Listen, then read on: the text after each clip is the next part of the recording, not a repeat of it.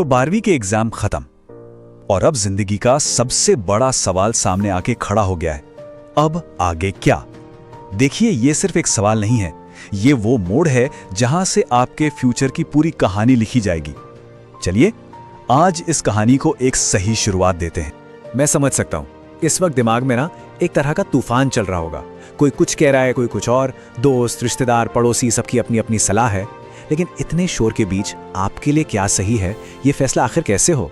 चलिए आज इस पूरी उलझन को जड़ से खत्म करते हैं। और पता है, करियर की सबसे बड़ी गलती लोग ठीक इसी मोड़ पर करते हैं। तो आज की इस बातचीत को सिर्फ जानकारी की तरह मत लीजिएगा, ये एक बहुत जरूरी चेतावनी है, क्योंकि एक गलत फैसला और सालों की मेहनत पर पानी फिर सकता है। हमारा मकसद आपको उसी गलती से बचाना है। तो फिर तैयार हैं?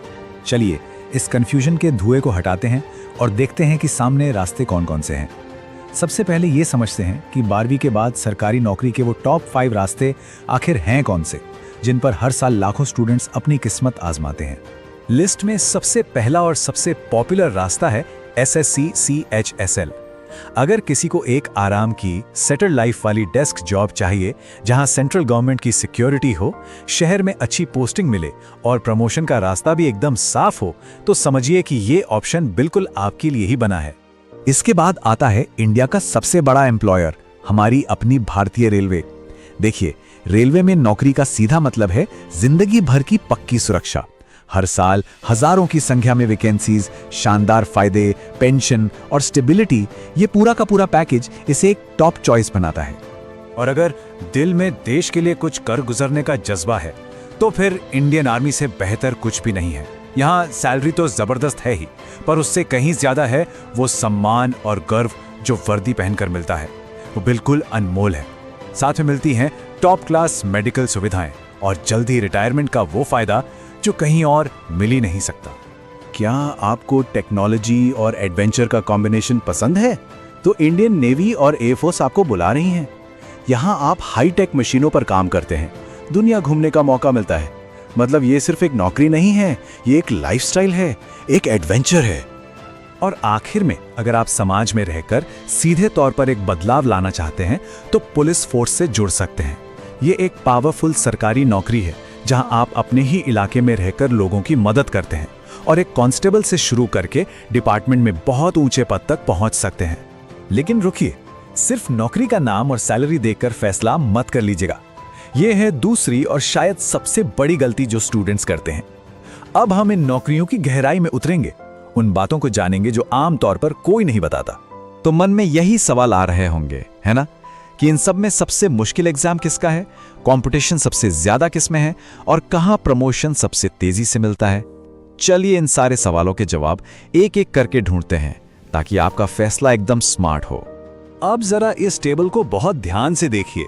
ये सिर्फ कुछ लिखा हुआ डेटा नहीं है, ये आपकी रणनीति बनाने का सबसे बड़ा हथियार है। गौर कीजिए, SSC CHSL और रेलवे में कंपटीशन का लेवल बहुत ज्यादा है। इसका मतलब है यहां लाखों लोग एक एक सीट के लिए लड़ रहे हैं। वहीं दूसरी तरफ आर्मी में प्रमोशन की स्पीड तेज है।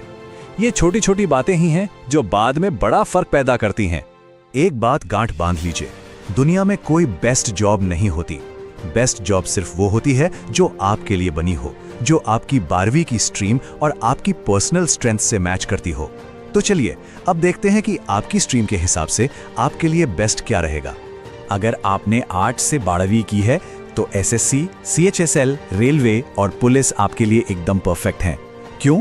क्योंकि इन सभी एग्जाम्स में जनरल नॉलेज, हिस्ट्री, पॉलिटी, इन सब पर बहुत जोर दिया जाता है और ये सब्जेक्ट्स तो पहले से ही आपकी ताकत हैं। और कॉमर्स वालों, आपके लिए SSC CHSL सबसे सटीक ऑप्शन है।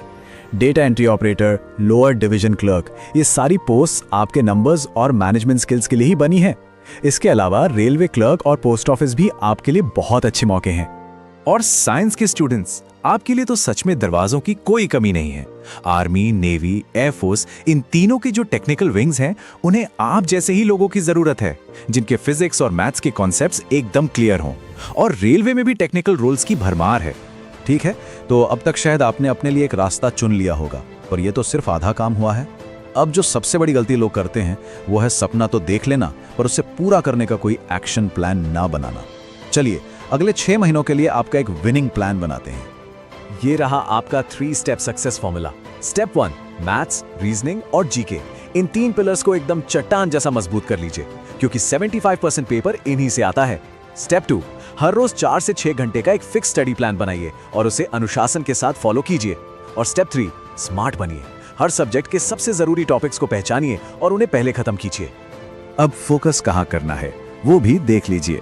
मैथ्स में परसेंटेज, रेशियो, एवरेज, इन पर पूरी कमांड हासिल कीजिए।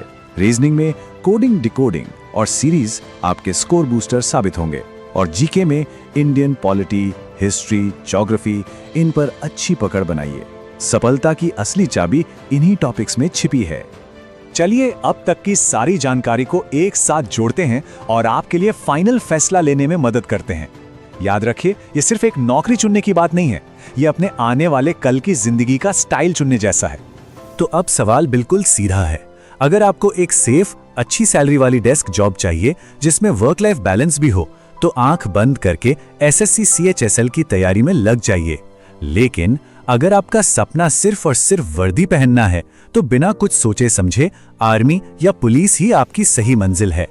और हाँ, अगर आपके लिए सबसे पहली प्राथमिकता है स्टेबिलिटी, मतलब एक ऐसी नौकरी जो रिटायरमेंट तक आपका साथ ना छोड़े, तो फिर भारतीय रेलवे का कोई मुकाबला ही नहीं है। इसकी जॉब सिक्योरिटी और पेंशन के फायदे बेजोड़ हैं और ये आपको एक टेंशन फ्री लाइफ देते हैं। तो अब सारे रास्ते, सारी रणनीतियां, सब कुछ आपके सामने है। लेकिन जाने से पहले आखिरी और सबसे बड़ा सवाल खुद से जरूर पूछेगा, आपके लिए सफलता का असली मतलब क्या है?